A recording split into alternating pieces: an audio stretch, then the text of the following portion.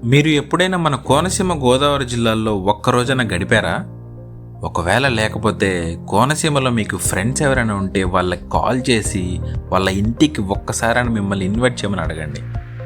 మీకు లైఫ్లో మర్చిపోలేని ఒక మంచి ట్రిప్ అయితే దొరుకుతుంది. ఇది మాత్రం పక్కా. Hello guys, welcome back to the me time. మీరందరూ ఎంతగానో వెయిట్ చేస్తున్న మన కోనసీమ ట్రిప్ ఫుల్ వ్లాగ్ అయితే వచ్చేసింది.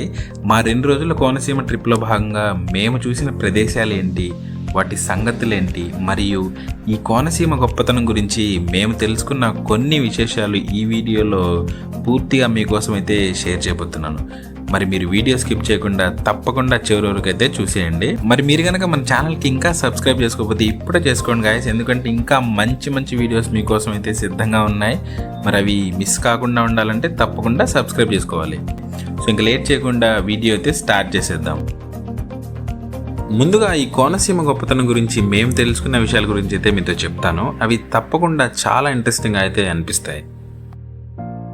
మన కోనసీమ కొబ్బరి. మన కోనసీమ గొప్పతనం గురించి చెప్పాల్సి వస్తే ఈ కొబ్బరి తోటలు అనేవి చాలా ప్రధాన పాత్రనైతే పోషిస్తాయండి. అసలు మా 2 days ట్రిప్లో మాకు కొబ్బరి బొండాల మీద షాపులే కనబడలేదంటే మీరు నమ్ముతారా? నిజమండి బాబు, ఎవరికి వాళ్ళు కొబ్బరి చెట్లలా పెంచేస్తుంటే ఇంకా ఏమమ్ముతారు? మన గోదావరి జిల్లాల కొబ్బరి తోటల్లో కాసి కొబ్బరి బొండాలకి మంచి డిమాండ్ ఉందండోయ్. మన 2 తెలుగు రాష్ట్రాలకే కాకుండా మన దేశంలో ఇంకా చాలా రాష్ట్రాలకైతే ఎగుమతి చేస్తారంట. అలానే ఈ ఎండు కొబ్బరి కూడా చాలా చోట్లకైతే పంపిస్తారు. వీటిని ఇలా ఒలిచి లోకల్లో షాపులకి, రెస్టారెంట్లకి, తర్వాత పక్క రాష్ట్రాలకైతే పంపుతారంట.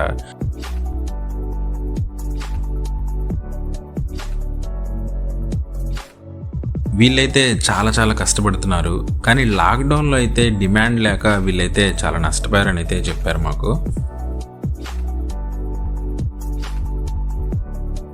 మన కోనసీమ రొయ్యలు. ఈ గోదావరి జిల్లాల్లో చాలా పెద్ద ఎత్తున రొయ్యల చెరువులు అయితే మనకు కనిపిస్తాయండి. మాకు అంతర్వేదికి వెళ్ళే దారిలో అయితే చాలా కనిపించాయి. వ్యవసాయంతో పాటు ఈ చెరువుల మీద కూడా ఆధారపడే కుటుంబాలు అయితే ఎక్కువే ఉన్నాయి. ఇక్కడి రొయ్యలకి మంచి డిమాండ్ ఉంది మన దేశంలో, ఇతర దేశాల్లో కూడా. మీకు తెలుసా, మన ఇండియా నుండి ఇతర దేశాలకి ఎగుమతి చేసే రొయ్యల్లో 70% మన ఆంధ్ర రాష్ట్రం నుండే వెళ్తాయన్నమాట. అమెరికా, జపాన్, ఇంకా యూరోప్లోని చాలా దేశాలకి మన గోదావరి జిల్లాల నుండే ఈ రొయ్యల్ని ఎక్స్పోర్ట్ చేస్తారు. అది చాలా గొప్ప విషయం అండి. మన కోనసీమ ప్రజలు తప్పకుండా గర్వంగా ఫీల్ అవ్వాల్సిందే. నగరం పిచ్చుగూళ్ళు.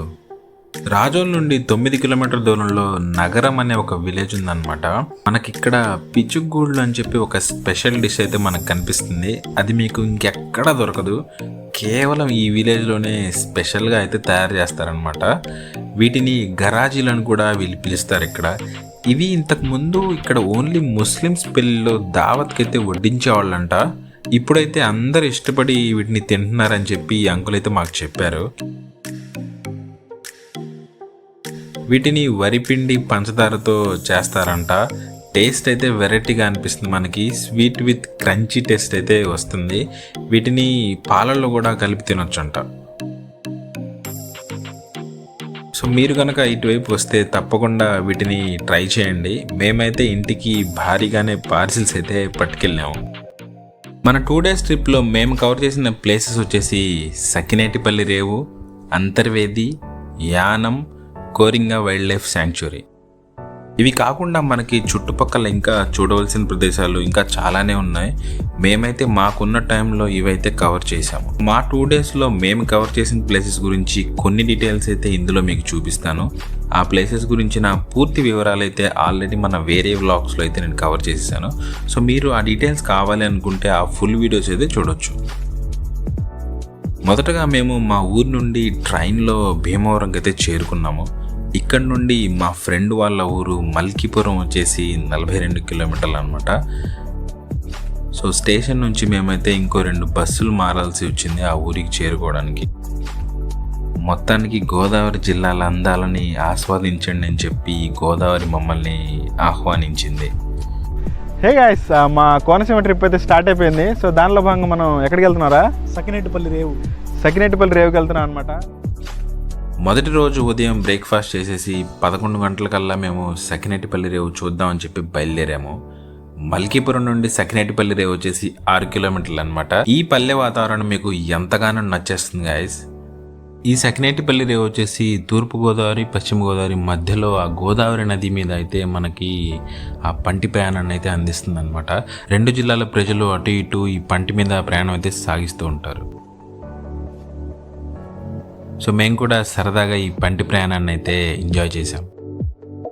తప్పకుండా మీరు కూడా సఖినేటిపల్లి రేవు వస్తే ఈ పంటి ప్రయాణాన్ని అయితే ఆస్వాదించండి. అలా ఈ రేవుని కవర్ చేసుకుని మేము మధ్యాహ్నం 2 గంటలకి సఖినేటిపల్లిలోనే లంచ్ కోసం ఆగాము. ఇక్కడ మనకి బిర్యానీస్ కూడా దొరుకుతాయి, చాలా చాలా టేస్టీగా అయితే ఉన్నాయి. తినేసి అంతర్వేదికి 3 గంటలకైతే స్టార్ట్ అయిపోయాం అనమాట. సఖినేటిపల్లి నుండి అంతర్వేదికి 18 కిలోమీటర్లు. ఈ రోడ్ జర్నీ మిమ్మల్ని కంప్లీట్గా వేరే లోకల్లోకి తీసుకెళ్తుందని చెప్పడంలో ఏమాత్రం అతిశయోక్తి లేదు. ఏదో కేరళలో ఉన్న ఫీలింగ్ అయితే మీకు తప్పకుండా కలుగుతుంది. బైక్ జర్నీ అయితే ఇంకా అదిరిపోతుంది. ఈ జర్నీలో మనకి చూడచక్కటి ప్రదేశాలు రోడ్డుకి ఇరువైపులా కనిపిస్తూ ఉంటాయన్నమాట. పచ్చటి పొలాలు, చెరువు గట్లు, రొయ్యల చెరువులు అయితే మనకి చాలానే కనిపిస్తాయి. సో కుదిరితే మీరు దారిలో ఆగి కొద్దిసేపు అయితే టైం స్పెండ్ చేయొచ్చు.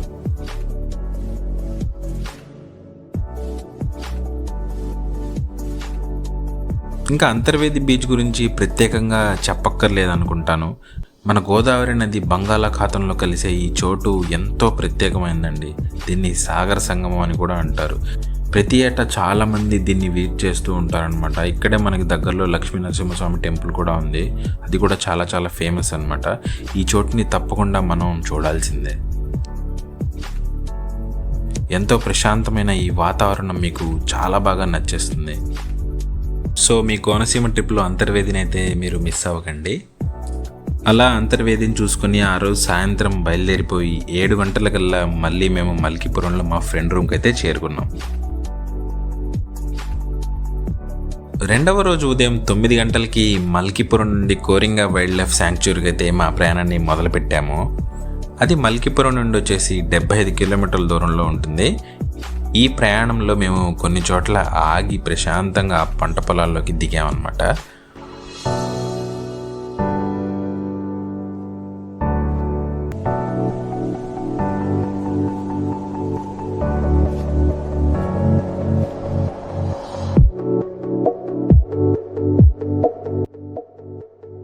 అక్కడే మాకు ఒక ఫ్రెండ్ పరిచయం అయ్యాడు. సో తనే మమ్మల్ని ఆ లోపలికి గైడ్ చేశాడు. వాళ్ళ ఇల్లు కూడా పక్కనే ఉంది. తన వెంటే మేము కూడా ఆ పచ్చటి గట్ల మీద జాగ్రత్తగా నడుస్తూ ఆ పొలంలోకి వెళ్ళాం.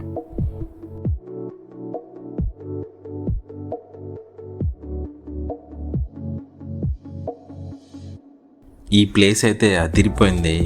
పచ్చటి పొలాలు, ఎటు చూసినా ఎత్తైన ఈ కొబ్బరి చెట్లు, ఎంతో లైవ్లీ ఫీలింగ్ అయితే మనకు అనిపిస్తుంది. అప్పుడప్పుడు ఇలాంటి ప్రదేశాల్లో మనం టైం స్పెండ్ చేయాలండి. అలా టైం స్పెండ్ చేస్తే తప్పకుండా అది మనకి చాలా చాలా హెల్ప్ అవుతుంది అనమాట మెంటల్లీ.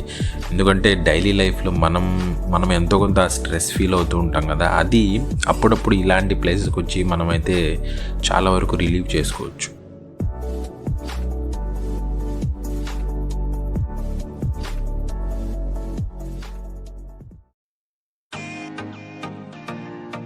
అలా మా జర్నీని కంటిన్యూ చేసి కోరింగా ఫారెస్ట్కి అయితే మేము రీచ్ అయిపోయాము. మేము కోరింగా శాంక్చురీకి వెళ్ళాక మాకు ఒక షాకింగ్ న్యూస్ అయితే తెలిసిందనమాట. అదేంటి అంటే ఆ రోజు మా అదృష్టం బాగాలేక అది క్లోజ్ చేసింది. క్లైమేట్ కండిషన్స్ బాగాలేక క్లోజ్ చేశారని అక్కడ చెప్పారు. ఇంకా మా జర్నీ అయితే యానంకి కంటిన్యూ చేసాం.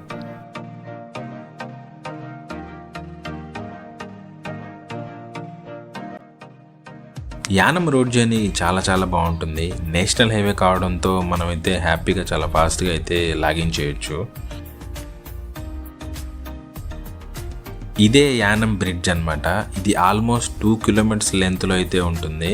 ఇక్కడ నుంచి వ్యూస్ చాలా చాలా బాగుంటాయి. మీరైతే ఈ వ్యూస్ని ఎంజాయ్ చేస్తూ వెళ్ళొచ్చు.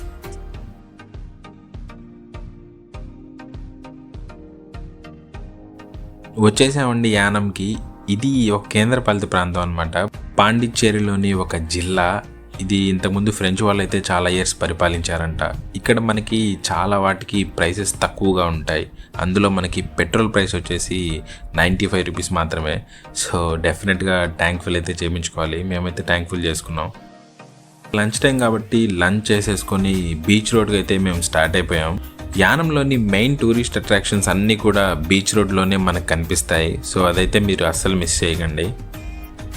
స్పెషల్ టాల్ స్టాట్యూస్, ఈ బోట్ ఫెర్రీ, ఈ బీచ్ రోడ్లో ఆ క్లైమేట్ అనేది మనకి చాలా బాగా నచ్చేస్తుంది అనమాట. సరదాగా ఒక 2 to 3 ఇయర్స్ అయితే మనమైతే ఇక్కడ హ్యాపీగా టైం స్పెండ్ చేయొచ్చు. ఫ్రెండ్స్తో కానివ్వండి, ఫ్యామిలీతో కానివ్వండి, చాలా చాలా బాగుంటుంది. మనకిక్కడ బోటింగ్ అండ్ స్పీడ్ బోటింగ్ రెండు కూడా ఉన్నాయి. కుదిరితే అవి కూడా ఈ గోదావరి నది మీద చేయడానికైతే ట్రై చేయండి. ఇక్కడే ఈఫిల్ టవర్ కూడా బాగుంటుందంట, కానీ టైం లేక మేమైతే కవర్ చేయలేకపోయాం. అలా యానంలో టూరిస్ట్ అట్రాక్షన్స్ని కవర్ చేసేసి ఈవినింగ్ 7 కల్లా మేము రిటర్న్ జర్నీని అయితే స్టార్ట్ చేసాం మల్కీపురంకి. అలా మా 2 రోజుల కోనసీమ ట్రిప్ అయితే అద్భుతంగా గడిచింది. మేము అనుకున్న ప్లేస్ అయితే అట్లీస్ట్ అన్నీ కాకపోయినా చాలా వరకు అయితే కవర్ చేయగలిగాము. మీరు కూడా మీ కోనసీమ ట్రిప్లో ఏమేమి ప్లేసెస్ కవర్ చేశారో మన కామెంట్ సెక్షన్లో నాకు చెప్పండి. ఈ వీడియో మీకు నచ్చిందని అనుకుంటున్నాను. నచ్చితే తప్పకుండా లైక్ చేయండి, కుదిరితే మీ ఫ్రెండ్స్కి షేర్ చేయండి, అండ్ మన ఛానల్కి తప్పకుండా సబ్స్క్రైబ్ చేసుకోండి guys. Thank you so much for watching.